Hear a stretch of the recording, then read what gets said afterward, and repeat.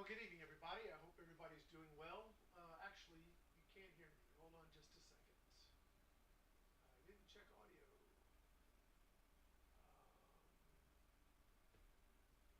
This is the one we want. Hey there, everybody. That's going to work a whole lot better, isn't it? So, good evening, everybody, and thank you for coming up here and joining with us this evening here on Let's Talk Airguns. As you can see, I'm running solo tonight. Angie is taking the night off, so you guys can just say hi and wave to her, and when she watches the video, she'll know you guys decided to come up and say hi. We do have kind of, I hope, an interesting show and an interesting show topic today. We do have some admin stuff to do before we get started. First thing, I wanted to let you guys know I'm doing fine. Thank you for your prayers and your emails and everything. Yes, it was, chemo was a little bit rougher than I had expected, and side effects lasted longer than I expected, etc. In fact, to give you guys a little bit of an update, I really wasn't feeling well last week, and the doctor, out of an abundance of caution, decided that maybe I should go to the ER. So, as terribly inconvenient as that is, I did go. Everything came back fine as far as they thought maybe I was having some cardiac stuff, but I was not. That was no issues there. It was just side effects manifesting differently than they thought they would. But in the midst of that, just some really good news. They did more blood tests, and they came back and said your blood's looking good. It looks normal. And I was thinking, normal for me or what? They said no, it's normal. So yeah, I mean, huge praise God, praise the Lord, all that kind of awesome stuff. And thank you again for your prayers. I've been in contact with the doctor, still waiting to hear back from them. But one round of treatment has yielded like normal, not like close to normal or getting there, but just normal, which is awesome. I don't know if that's how things work, but it worked that way for me. And yeah, I'm pretty excited. I've got an appointment Thursday, and then supposedly they're going to do like another round of chemo next week, but we'll see what the doctor says. I mean, I'm just, guys, it went from the worst it had been was 163,000 was my white blood cell count. And this weekend at the ER, it was 5.9, which is right in the sweet spot of the normal range. Other markers were also normal. So yeah, amazingly awesome, cool stuff. I didn't like having to spend the weekend in the ER, but yeah, I'll take good news when I get it. So that's a little update there. So yeah, we'll see what happens. I am prepared to just continue moving forward with what the doctors give me to do, and trust the Lord in the midst of all of it, because that's where my healing, deliverance, that's where all of that comes from. The doctors do their part, but it's God's the guy who actually makes things work. Anyway, let's move on. The next thing is we have a new contest. I apologize, I have not gotten that done yet. Obviously, you guys know I've had a few things on my plate, but I should have time this week to get the new contest up and going. It's the same link. Next week we'll have a link for it, and we'll put that out, and it shouldn't be a problem. But we'll have a new link for the contest. We're giving away 2 0dB moderators, which should be pretty cool. Hope you guys, we'll have 2 winners because we have 2 of them to give away, which is pretty neat. We've got a large one and then a small one. So yeah, I'm sure people want the large one, but I mean, you get a free moderator. It's a free moderator, right? So we're going to be doing that. On that note, let me just say this. We had a little bit of an incident on the GTA. It had nothing to do with our contest, but it did have to do with an unscrupulous, at least I haven't checked with my admins lately, someone trying to sell stuff on the classified, taking money for shipping and all kinds of stuff, and then not delivering. I thought maybe when I got these notes going through, they had to do with our contest, because there are a lot of people that will go up on YouTube and say, hey, you've won. I'm so-and-so from such and such. All you need to do is send me $150 and your stuff will go right out to you. Let me just tell you this. We only notify people through our official Gmail email account, which is gtamarketinggroup@gmail.com. We will never ask for money to ship because it's a free giveaway. All right. If anything comes across where people are saying they're Rick from AirgunWeb or Angie or Gateway to Airguns or any of that stuff, asking you for money up front, let me just tell you, or asking you for money, it's a scam. Delete it, have nothing to do with it. That's not how we operate. Just want to let everybody know right up front. If somebody's coming to you, I don't care if it's a text from Rick Utzler Instagram or whatever. Look, if you get something asking you for money, yeah, that's not us. So just know that up front. We will only ever contact people directly through email, through the email they used to sign up. We will not do through WhatsApp or through chats on YouTube or comments, none of that stuff. You will only ever get an email from us directly from our official Gmail account. So just so you guys know, that's how we work, that's how we do things. So be vigilant and don't get ripped off, okay? All right. So we've talked about all of that cool stuff. What are we going to talk about? Well, first thing I want to talk about is I hope you guys caught the video over the weekend of the FX. So last video we did with the FX, I was just playing with the hammer spring adjusters. And, I guess I could have read the manual, but what fun is that? And I really kind of wanted to just see what things did, and didn't do much of anything. And I had a discussion right away with Esteban and Manny that, there's all these things you got to do. So if you guys haven't seen that video, we took the FX, and this is the one that they provided, and I hadn't touched anything other than that one video playing with the knobs.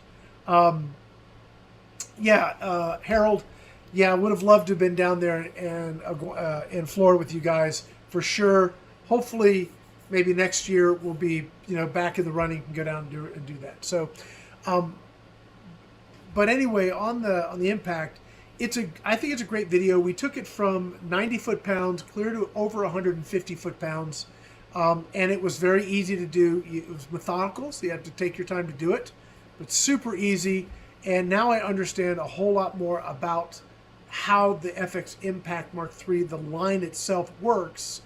And I want to let you guys know, like the next video we're going to be doing on this gun is going to be, I'm trying to find a good video here. This I thought was cool because being able to pop off the cylinder, and I'm going to try and get a couple extra cylinders from FT Airguns and the adapter that lets you fill it. I thought that was really cool. I thought that was good. The next sort of video I want to do is really taking this to just dial it in to where my pellets are doing as good as they can get. And then we're going to pause on the 35, because what Manny was telling me is if you guys are interested in like big bore and really accurate, powerful small bore, the sweet spot really is you buy the 35 and then you run it as a 35. When you're ready to go small bore, you convert it to a 22, and now you're pushing 80-ish plus or minus foot-pounds and 22 with slugs.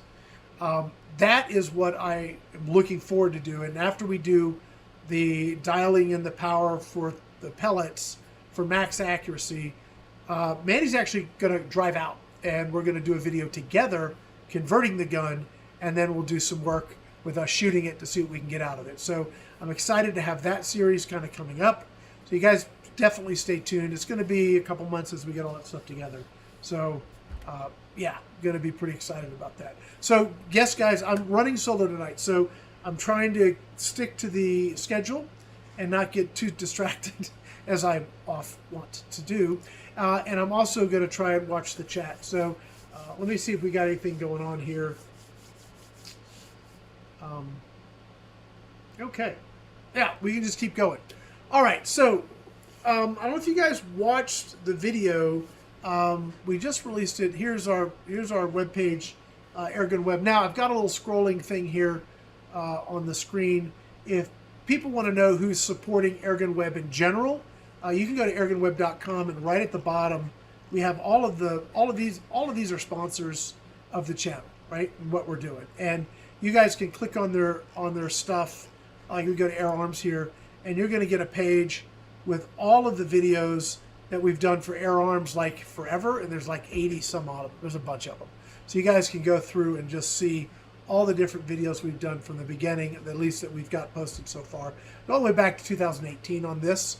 So obviously we have stuff before that, but you guys can see kind of what we've got, and you can do that for each customer. So if you want to like binge watch a particular brand or something, you can do that right off of our website, which I think is pretty cool.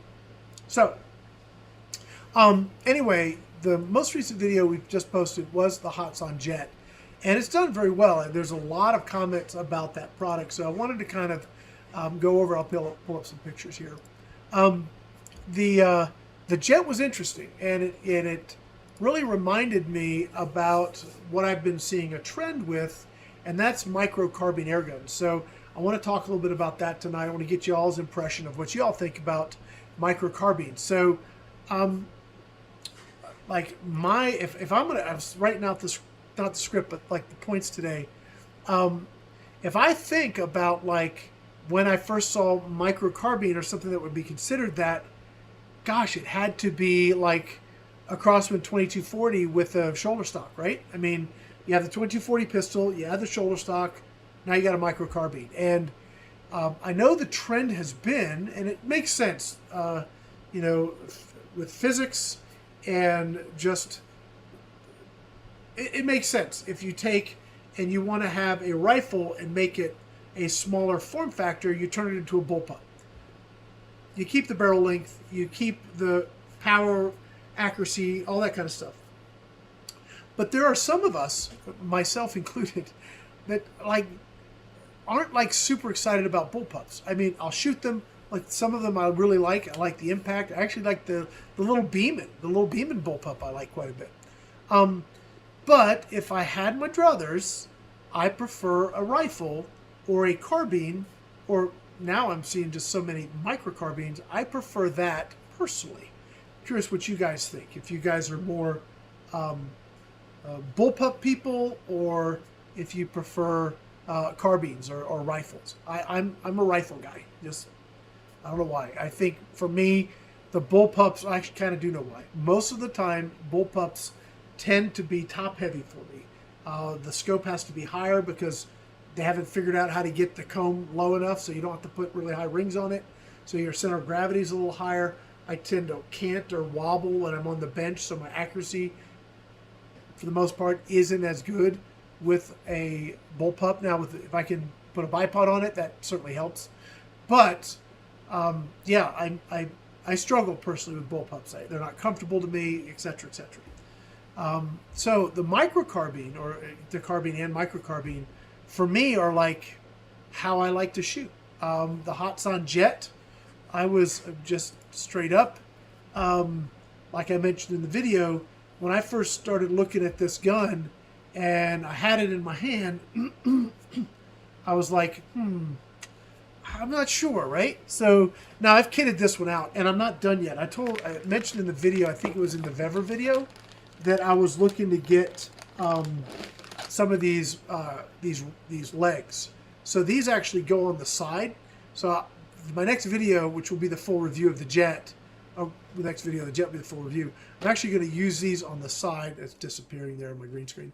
I'm going to use these on the side of the gun, which I think is going to be really cool, right? So that will go right on those side rails, and we'll see how that works. It kind of reminds me a little bit of the guys that take a Ruger 1022, turn it into a pistol, and then put it on a bipod and shoot with it. But we'll see. We'll see how it works out. Anyway, when I started shooting the gun, I realized that, okay, I really do, I do like micro-carbines. And we're gonna have another video of the Notos coming up too, which between the Notos and the Jet, you guys probably figure that out. I prefer the Notos, and I'll kind of do a video on that where I compare the two on the same video and screen, and we'll go over those differences of my preference. I'm not saying you buy this one, not that one. That's not the point. My personal, purely subjective opinion and preference is going to be the Notos. Other people may have different needs, different desires, different preferences, and they may like the Jet better. Cool. Shooting air guns, I don't care what you're buying. Shooting the air guns, having fun, I'm all for it. So I'm not saying you got to have one or the other. Heck, if you can afford it, buy both. They're lots of fun to shoot. Okay, so that's where I stand on that. Okay, so it got me thinking, after I was thinking about this, what was like my first PCP?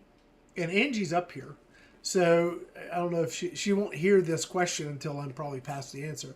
But I'm going to ask Angie, what's her favorite small bore fun air gun? And so far, she's always said it's been the Benjamin Marauder. She has a Woods Walker that you guys can see hanging it back up in the back of her stuff. She really likes the Woods Walker, right? I mean, that's her. She really, really likes that gun.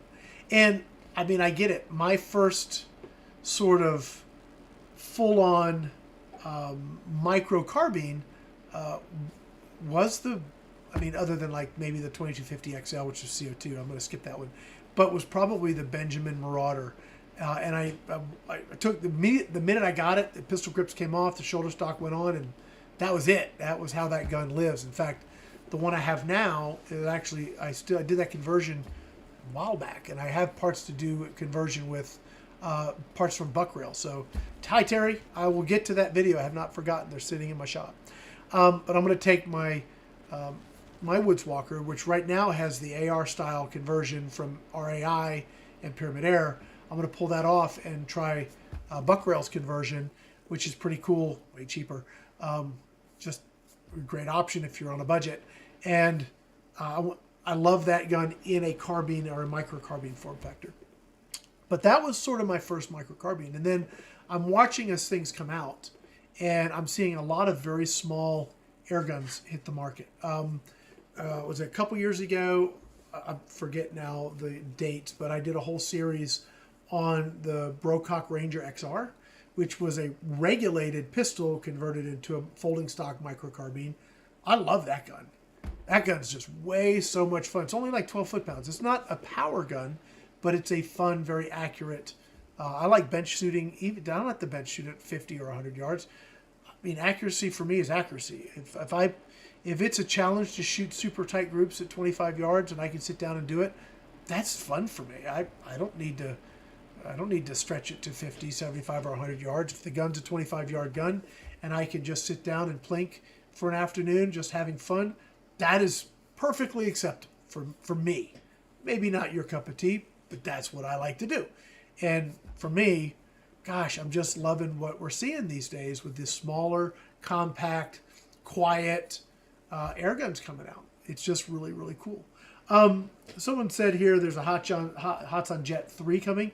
I believe there is, and from what the rumors are, and I guess I've not talked to Hatsan. I wish I had a relationship with them like I used to in the past.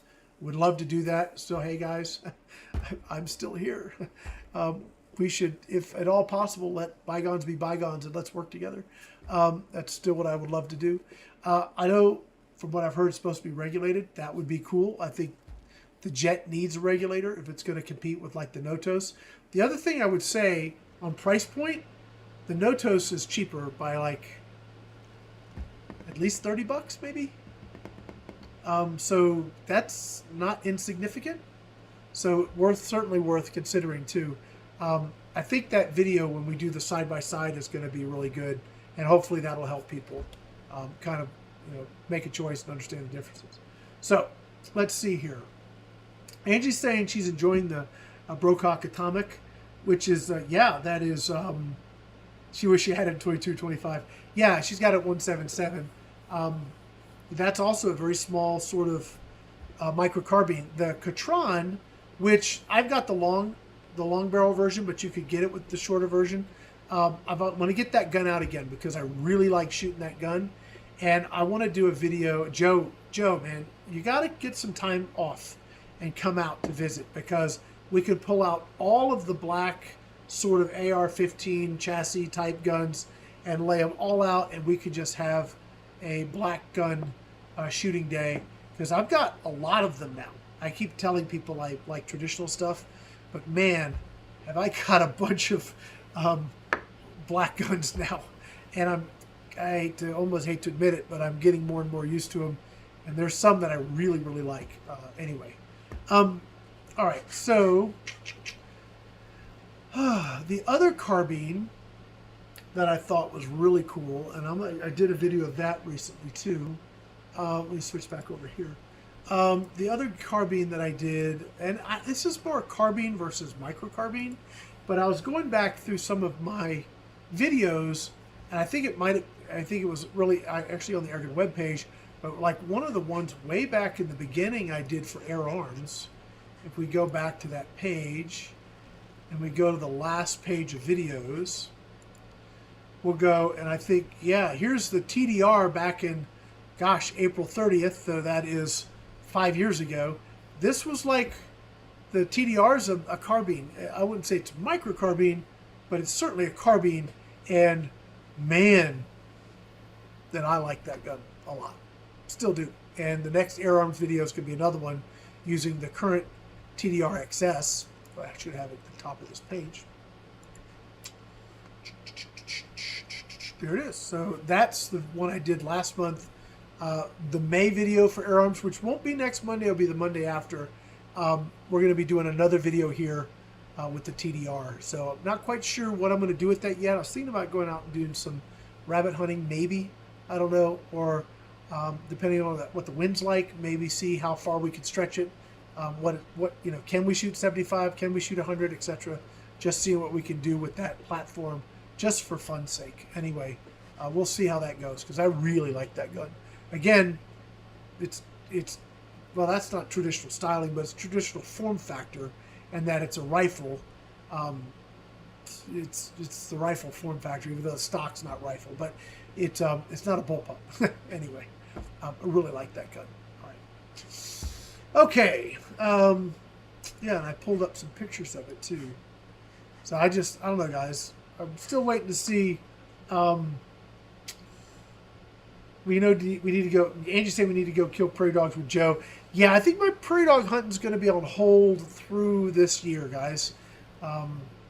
Between other client obligations I have and another 5 months of chemo, I think it'll be next year. But I'm looking forward to getting out there and just hanging out with Joe and seeing how far I can shoot long range with some of his really tricked out air guns. I think that'll be a hoot for sure. Let's see. Joe's saying I identify as a black gun kind of guy. Yeah, I figured as much. Angie, question for Angie, because Angie converted, and she got it converted, but then she kind of put it together. I think she did it on camera. You have like the Beeman a pistol, and I forgot the model number, forgive me, but you got the conversion kit from a buck rail, and you converted that little pistol to a really nice little micro-carbine. And if you wanted to chat a little bit about that, in the chat, I mean, that's another example of something that I think is just really cool. Maybe I'll pull up. Yeah, this is, I don't know, guys. To me, that is just a really nice looking air gun. That just, I don't know, that gets me going. I really like it. Guess I'm old school, I guess. Anyway, we'll move on. All right, so let's go back over here. I should go find that video Angie did on the buck rail stuff. Angie, if you get a minute and can put the link in the chat for the Beeman buck rail video, I would like to at least have people be able to go see it, because that is a really cool air gun. Let's see. Cool. Oh, good question, Timmy. Ask Joe that question. Good. Get him answering that question. All right. Let's see. Next thing on my list here. All right. So we've been talking a bit about the micro-carbine stuff, and I haven't seen a lot of people talking about that. Not too much.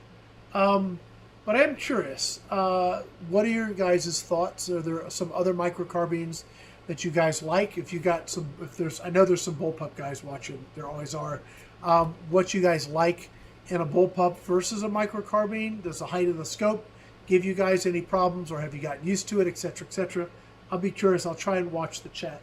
I do have some viewer comments I want to get to as well over on. This is from the YouTube channel, and I guess I've gotten a few viewers that posted comments, and I've responded to that kind of took offense, and maybe I get a little salty when I've had the same question asked 30 different times, or the same sort of snarky comment posed 100 or 1,000 different times. So, I'm human like everyone else, and can sometimes maybe push things a little too far with my sarcasm at times. So I hope if folks, and these, I don't think any of these are in that category, but just in general, I hope if folks post a comment, and a negative comment, especially one that is more just criticisms than any that don't have any constructive aspect to them. If I respond with similar attitude, if you expect me to have thick skin, then you need to have thick skin too. So how's that, right? So if you can't dish it out, if you can't take it, don't dish it out, right? All right. So and this was posed by Heath. This is a question by Heath, and I think he makes a good point. We're going to kind of transition back to the Jet, and I would imagine that in such a small form factor, the challenge of getting a reg and a sufficient plenum built within a construct that is relatively small. The one thing that the Jet has that I liked a lot was the size. Where there's two things. One was the size. It was very compact. So it's a double stack cylinder on a very short frame with the ability to just pop the stock off, and you have your pistol with open sights. So, without having to pull out any tools per se, unless you got a scope on it. Pardon me for a minute. Gosh, the one thing that I did not expect with the chemo as a side effect was just I already kind of have a little indigestion on occasion, but it has been unhappy times. But forgive me here, just give me a second. All right, I have to get a soda pop, and then I'll just be burping like crazy. Did I just kind of go really old and call a Coke a soda pop? Anyway, all right, we'll move on from that. Getting a regulator in something as small as a Jet has to be an engineering challenge. And I don't fault a company like Hatsan for not having a reg in something so small, because regs take up space. They do. So I'll be curious how the Jet 3 comes out and how they incorporate it, if they've had to make certain things larger or whatever. I'll be very curious to see. If they're able to get a reg in there and tame that shot curve and give us two or three mags that are of similar velocity, that'll be very cool. That'll change the dynamic of that gun. We'll take a look at see what the price is. There's one other thing on the Jet I'll talk about here in a minute. But this was what Heath said. He said shot curves should be a thing of the past, honestly. And I'm curious what you guys think. I don't personally shy away from standard air guns that are unregged. I actually see the value of that, because a regulator is going to take the top off of the power. It's going to cut. You got to give up something, right? So a reg is going to tame the top of the curve for sure. And I can see the advantage of a properly tuned valve and hammer spring for maximum power, and then just having it fall off. I've done that with Umarex guns for years. So I definitely see the value there. But I get also why, the segment of the market that actually is going to learn that, understand that, do the legwork to, how to hold over with their scope. I'm on shot 7. I'm at 2.5 holdover. That is impractical, I think. So I think the reality is I do believe shot curves should be a thing of the past. Most guns these days ought to be regulated just because you can, and it doesn't cost much. And it makes the shooting experience, especially for novice shooters, easier. Just makes it easier, makes it better. Better accuracy, better stability. It's just better. And so he goes on to say, for the small cost overall of adding a regulator to any platform, I think companies making unregulated guns are cutting corners and not finishing the job. I don't know that I'd go that far, But maybe that's exactly the motivation. I know specifically there are some airgun companies, like take Evanex for example, on their big bores. Can you regulate a big bore? Absolutely, you can. Do you take away some of the power? Yeah, you kind of do. Now, are there changes with companies not having? Yeah, I mean, obviously, there's ways to mitigate that, and cost may then be a factor, but you know, maybe big bores are maybe another conversation. But he's saying I prefer regulated. Won't even consider buying a PCP without one anymore. Curious, is that what you guys think? Would you guys still buy an unregulated gun, or is that just take it off the table for you? I'm curious. To me, like I'll have a video coming out at some point for Modern Air Gunner on the Benjamin Caden. I love that air gun. It's very well balanced for shot count and power, and it's an unregulated gun. They did a wonderful job. That would be Crawl did a wonderful job for Benjamin on that gun. Very, very good gun. Love it. Absolutely love it. Kratos was very similar. Very, very good gun as well. Again, unregulated. So I'll be curious as to what you guys think on that. Anyway, so that was sort of his comments. And I go back and forth, but I think for general purpose, like 9 out of 10 or 95 out of 100, I think that most shooters would prefer just having a regulated gun, especially because it really shouldn't cost more than 10, 15 bucks to add the regulator. So I'll be curious what you guys think of that. Let's see. Just checking out. Looks like you guys are answering your own questions, so I'm fine here.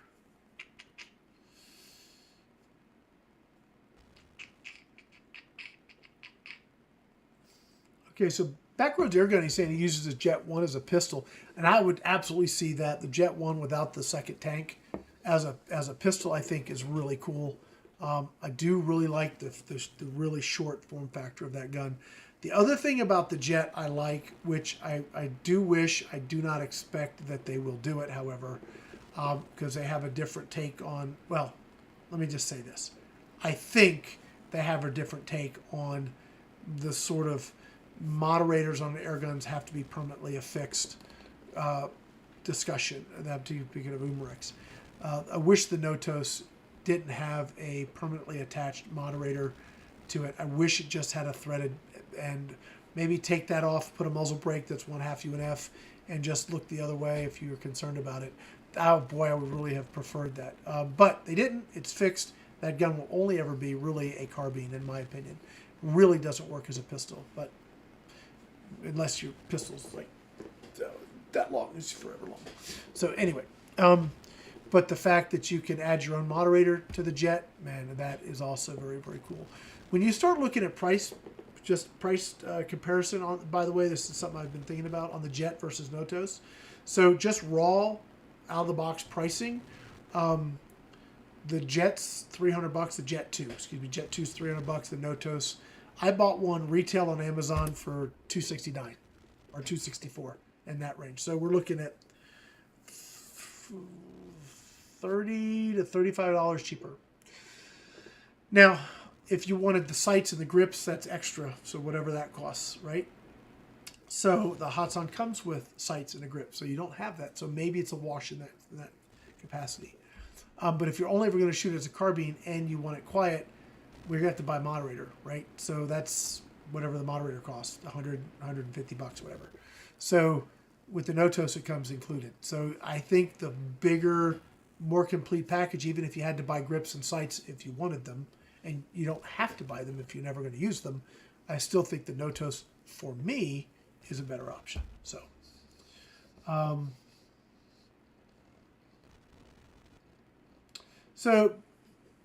Blackroads air gunning is actually got, we're back on that regulated, unregulated discussion, I would believe.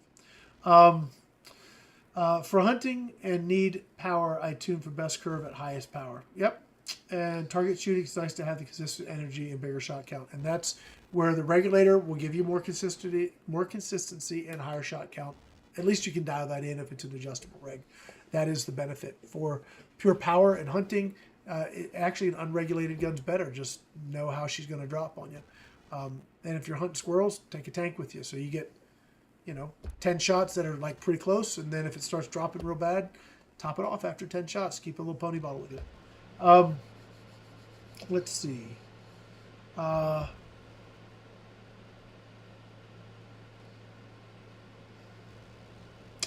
Jeffrey's saying if I was going to hunt larger game, I wouldn't worry about a regulator. I like to shoot for precision. Therefore, I prefer a regulator to have consistent velocity. And I think that's sort of the distinction I think is legitimate. I'm in the same boat. If I'm going to hunt, I probably want more power. Now, I mean, the FX Mark III, I'm getting 150 foot-pounds in 35, which, would I get 160 with no reg? I'll take a consistent 18 shots that don't have any movement at 150 foot-pounds. Heck yeah, that one's got 2 regs. It's really fun. But yeah, I know Angie it's coming out tomorrow. We'll have a video from her on the AA Challenger. It's an older one. Thank you, Brian. We're finally getting to that review. But it's 22 cal, and that one's unregulated, and I think she's got a video that's going to be going on Modern Air Gunner where she turned that thing up to 11. It was getting 1,300 feet, like 1,300 plus feet per second out of it. So I'll be very curious to see what she ultimately got out of that gun, because, yeah, that ought to be pretty fun. So I'm looking forward to that video, see what she could get out of it. Joe's saying he loves the Notos. Yeah, Joe got a kill with the Notos on my ranch, shooting a poor defenseless Jack Bunny.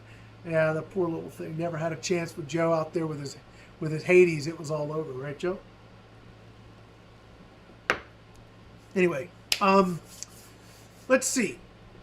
So that's sort of the thing, guys. I actually think that's a great distinction, right? So if you're hunting, especially if you really need every little ounce of power out of the platform, I think unregulated, turn it up as high as it'll go, and take your few shots and then top her off. I think that is a great way to do it.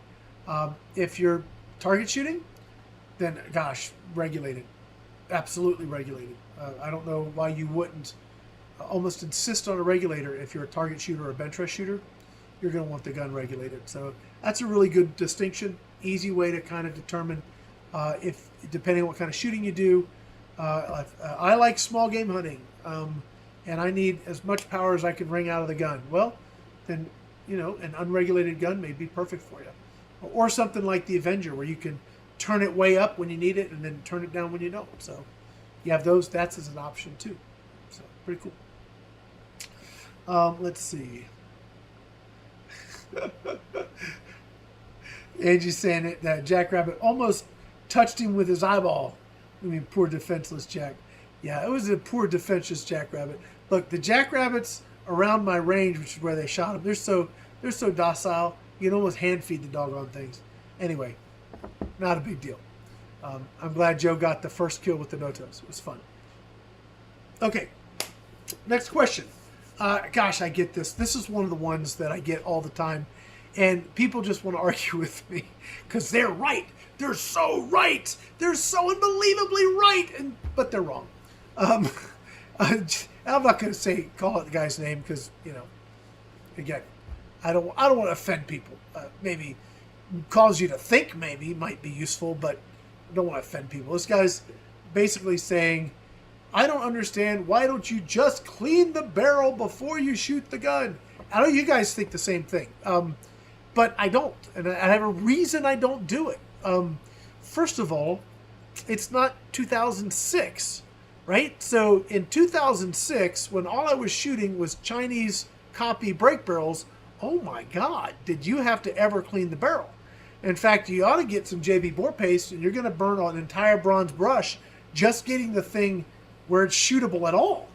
And yeah, that's where I started. I probably can go back on my YouTube channel and find the video on, how to season the bore back in the day. And that's what you had to do to get anything to shoot. But it's not 2006 anymore.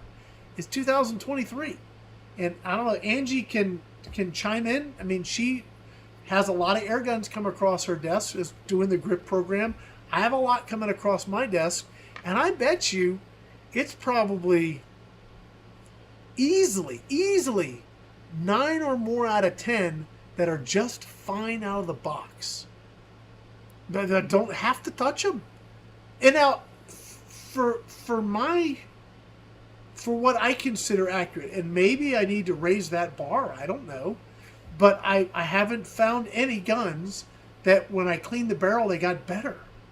I've had them more often than not get worse for a period of time, and then they go back to where they were, hopefully. But I've had more times cleaning the barrel has put me backwards than forwards.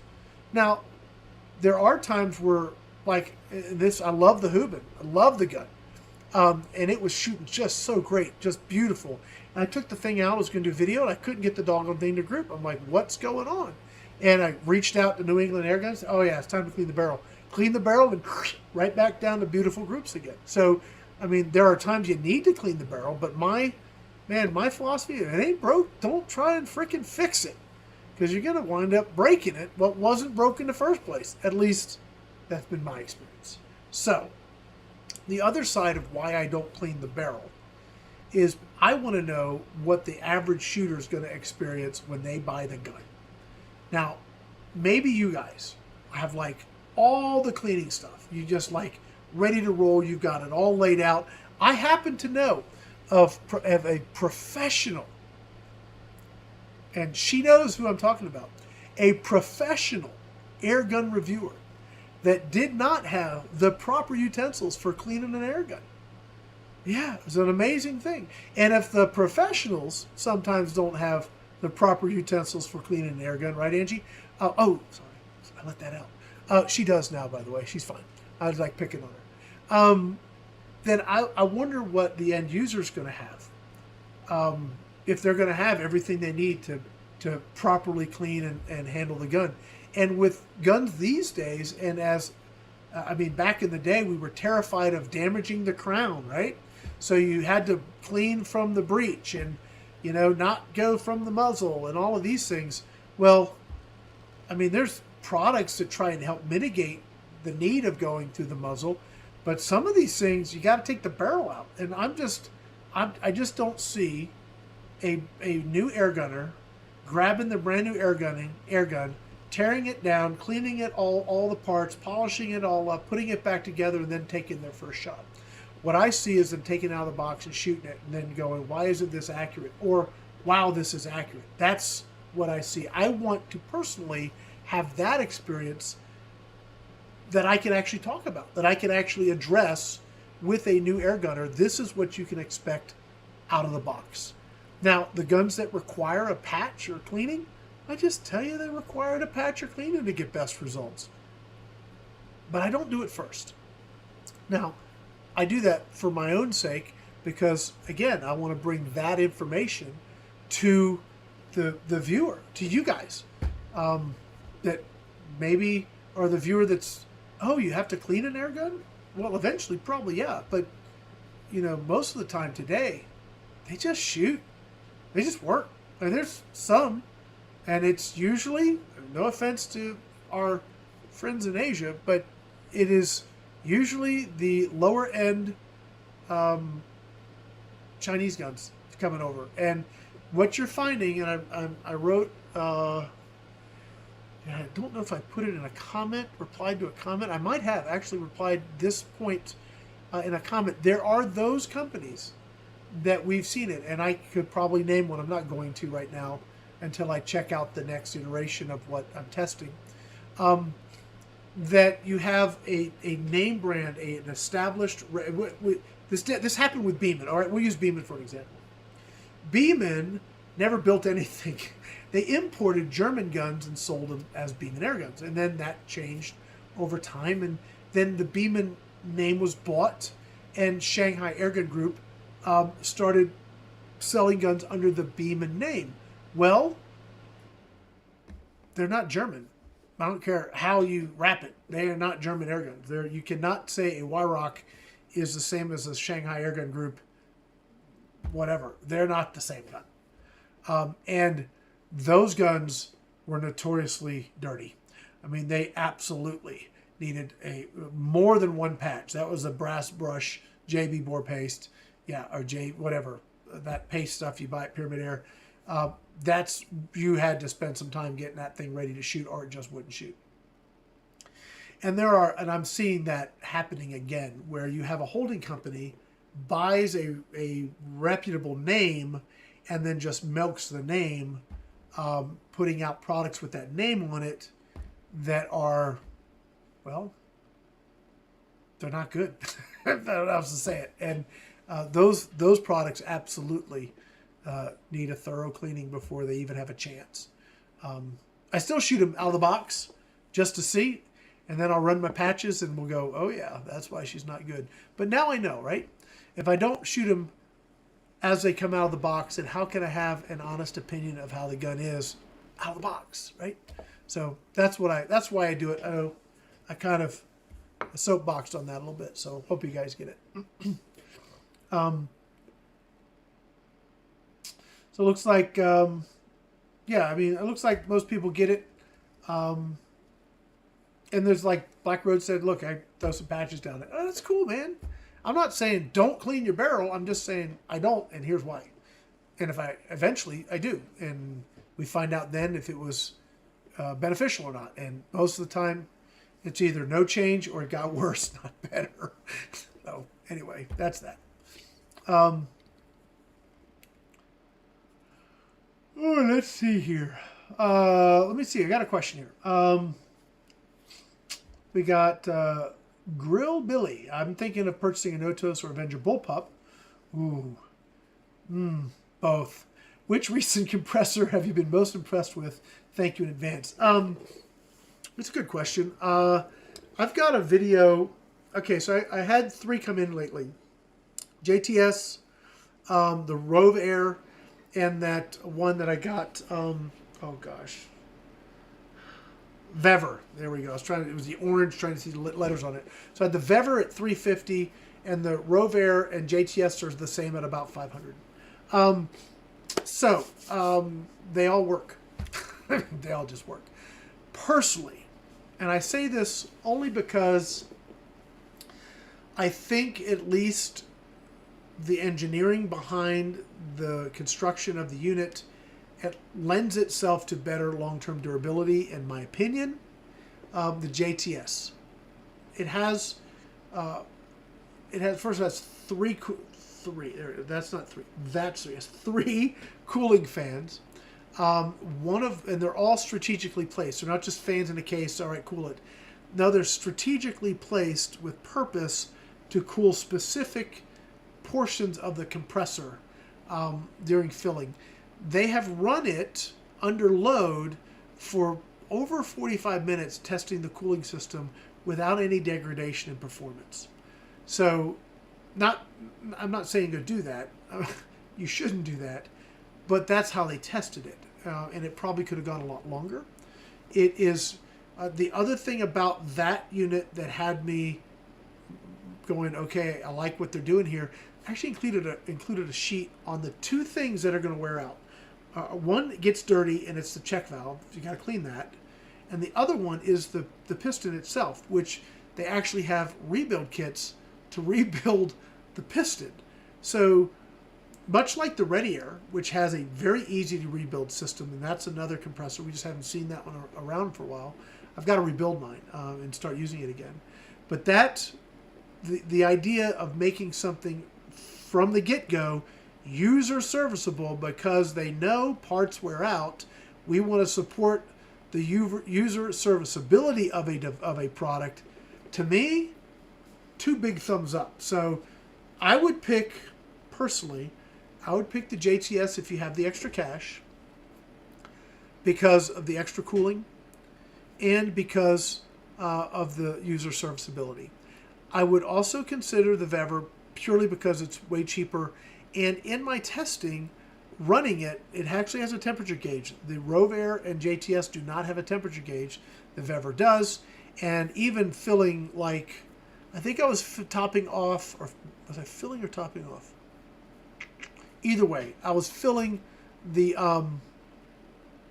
AEA Element Max, which takes 4,500. It's a very large-ish bottle of the 50 cal. I think they're all the same bottle. It doesn't matter. It's a large-ish bottle to 4,500, and it took a while. I mean, it did not fill in a hurry, and it took a while to get there. It got done, and it maybe hit 47 degrees Celsius. So even though it doesn't have like the strategic place extra cooling, it did a pretty doggone good job keeping the thing cool. Because I've had the cage compressors, the big cage compressors, like the air return compressors, that struggled to maintain below 70 degrees Celsius. So, you know, when you have an air-cooled solution for $350 that can fill to 4,500 and keep it under 50 degrees Celsius, I have to go, yeah, man, you got to look at the price point there. It's lots of extra points. So that's my 2 cents.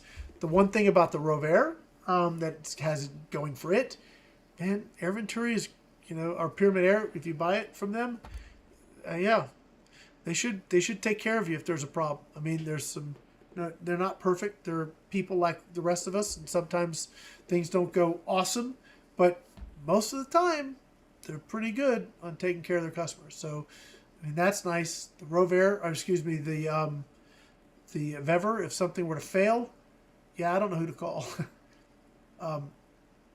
So I think that's a consideration. So sometimes you got to weigh price, convenience, support, etc. But hopefully that's helpful. I think you can buy any of them, and what you're filling, they're all going to be fine. Let's see. Jeffrey's saying he's got the battery-powered compressors. Did you get the one with 2 batteries? That's the one I have. I still use that thing. It's awesome and still going strong, by the way. Batteries are still going strong, and the compressor's still going strong. I love that thing. Yeah, love it a lot. So, let's see. Yeah, he's got it.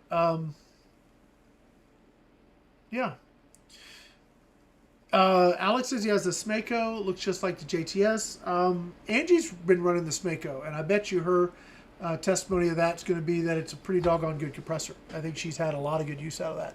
So, hopefully, you know, Grill Billy, hopefully that's useful. If you guys have any other questions, let me know. We got a few more minutes here. And, yeah, I've got a couple other things we'll get to here, a couple other good questions and good comments here. Hold on. All right, there's one gentleman that says, I have a Gamma Swarm 22 cal. The only thing I don't like about it is that every so often I have to re-level the crosshairs on my scope because of the recoil. Is there a fix? I would say maybe take a look at your rings. There's supposed to be scope tape in the rings that prevent the scope from rotating. Do you have the factory scope? Do you have an aftermarket scope? I think those are questions I would need to know. There is a product. What's the name of the doggone stuff? It's a grip tape, and I forgot the first part.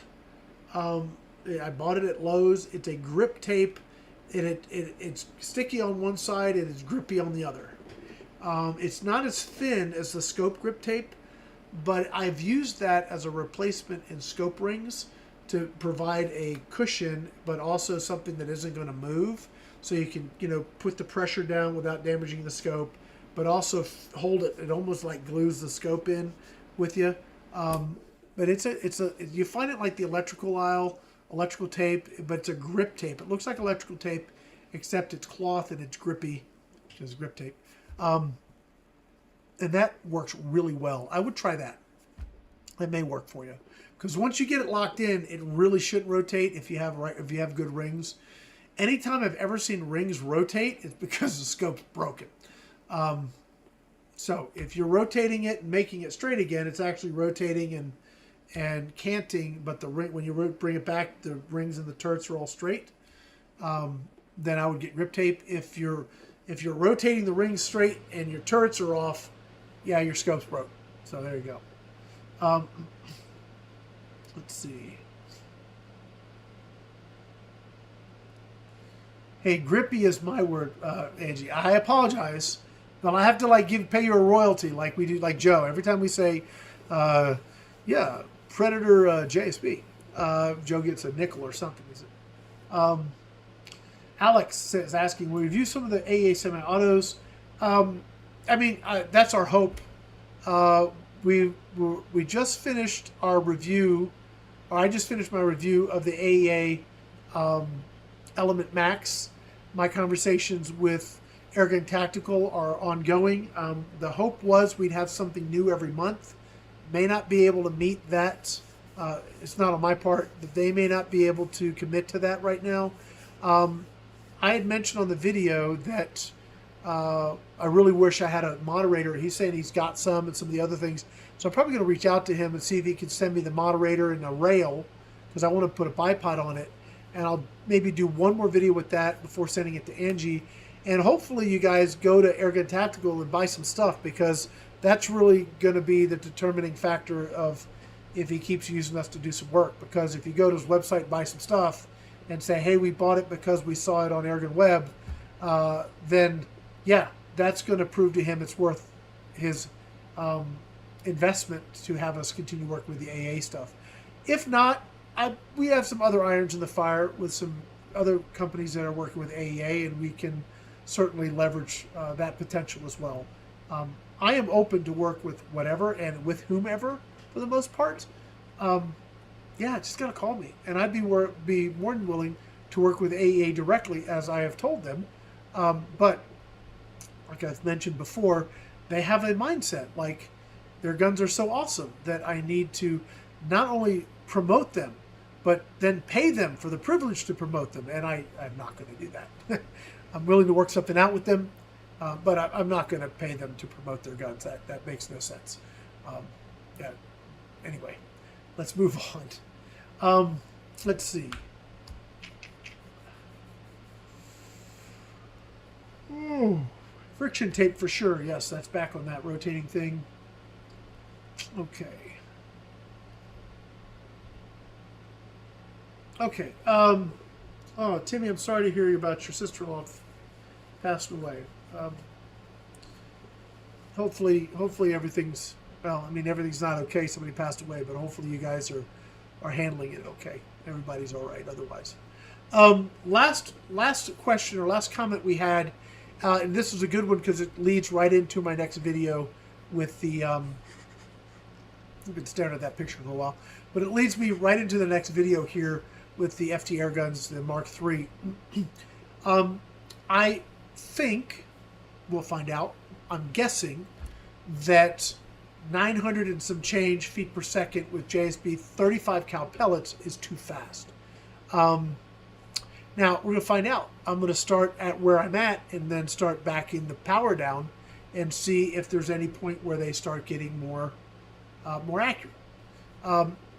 In the past, when I've shot specifically the larger caliber, like the small stuff, I think has more leeway. But man, this is just my experience. I'm not saying this is the absolute always this way, but in my experience, when I'm over 900 feet per second with the 35 cal JSB pellets, they tend to not be as accurate for me. And maybe it's the guns I'm shooting, so we'll have to see. But this gentleman was saying the old rule of thumb, mid 800s for pellets is no longer true, or at least not very firm rule. And I think for small bore, that's probably true. We saw that with the Wildcat, with it much preferring to shoot faster than slower. We saw that, and that was, you know, a perfect example what he's talking about. He shoots my FX guns, shoot pellets 940 to 970 with laser accuracy at 75 yards. Another gentleman he's saying has pellets shooting 1,000 plus feet per second with outstanding accuracy. And he's talking about some adjustments to do on this gun. We'll see. I've got it maxed out as far as I want to take it, which is shooting the 920 with those 35s. And that's 150 foot-pounds, guys. This is a lot of power. And we're going to see. At least we'll see what my gun does at those power settings, at my elevation, and on my range. We'll see what it needs to do to shoot accurately, and we'll go from there. And then she'll be set up for some coyote hunting, which I am very excited about. So, well, guys, that brings us right to the end. We're done. That's the end of the hour. We covered all the things, covered all the questions. We had some great comments. Yeah. All right, Timmy. Night time for you. Got it. Oh, by the way, how's that gun shooting? Hopefully it's shooting well for you. yeah, we're going to call it a night. You guys say bye to Angie. Bye, Angie. Hopefully she'll be able to join us next week. So you guys know, next week I'm scheduled to have my next round of chemo. So Monday and Tuesday, we'll see how I'm doing. Last time we had it, I was okay on Tuesday and was able to come up here and do the show. I hope that's the case. I hope that the things we have in place to mitigate the side effects are going to work like awesome and it won't be a problem. But if for some reason I'm not here, you guys know why. And again, I appreciate all your prayers and all your emails. It really has meant a lot to me, guys. And that's going to be it. That's going to be it for tonight. We'll see you guys next week. Thank you guys for watching. Please check out our channels, AirgunWeb, Modern Airgunner. We're almost to 1,000 people on that where we can begin to monetize. We're hoping that's going to really kick things off on that channel. When we get to that 1,000 viewer mark, we can begin monetizing that. The Gateway to Airguns channel is doing really well. Thank you guys for that. Hopefully that continues to grow. And I want to just mention everybody, check out Airgun Army, which is something we're going to be talking about here coming up. I'm going to have something special in mind for that as well. So we've got a bunch of stuff going on as always, because that's just how I roll. And that's going to be it for tonight. So thank you guys for watching, and I hope you guys have a great rest of your week. Get out and shoot something. Bye.